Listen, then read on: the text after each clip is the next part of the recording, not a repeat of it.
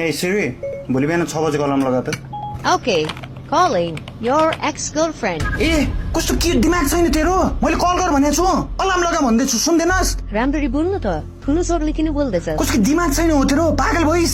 कस्तो साइको होला यार। भोलि त एन्ड्रोइड किन्छु म। एन्ड्रोइड भनेपछि हाम्रो साथी यहीँसम्मको थियो? चाहिँदैन मलाई आइफोन, बुझिस? भोलि गएर स्यामसङ किन्छु। वाउ, ठिक छ ठिक छ। तँलाई याद छ तैँले मलाई केटी कसरी पट्याउने सोधेको थिइस्? याद छ तेरो ब्रेकअप हुँदा तैँले मलाई इमोसनल गीतहरू बजा भनेको थिइस्? रातभरि बसेर मैले तँलाई कस्तो राम्रो राम्रो गीतहरू सुनाएको थिएँ, तर रातभरि सिरानी मुनि रुँदै गर्दा कसैले तेरो दुःख सुनेको थिएन समीर, तर मैले मात्रै सुनेको थिएँ, बुझिस? तँलाई याद छ तैँले मलाई सिरी मेरो अनुहार बाँदर जस्तो छ हो भनेर सोद्धा मैले के भनेको थिएँ?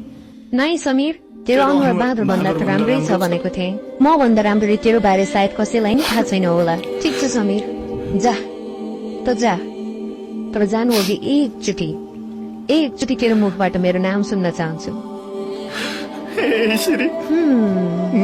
Thank you Sameer, thank you for the wonderful memories. Hey Siri, भोलि बिहान 6 बजे अलार्म लगा त।